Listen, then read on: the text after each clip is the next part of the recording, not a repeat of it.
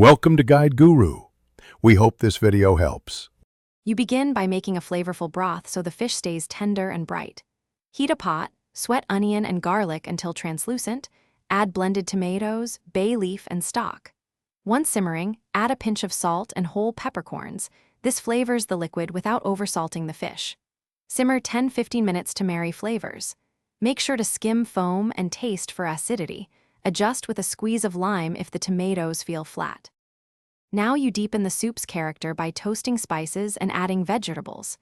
You toast cumin and oregano a few seconds to release oils, then add carrots, potatoes, and corn so they absorb the tomato broth flavor. Once the veggies are nearly tender, lower heat and gently add the fish chunks so they poach rather than boil. This keeps them flaky. Stir carefully once, do not overstir. Taste and balance with salt and a touch of vinegar or lime to lift the overall profile.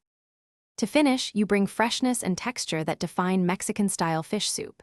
Turn off heat, fold in cilantro and raw onion so their brightness remains, add avocado and lime to each bowl as you serve.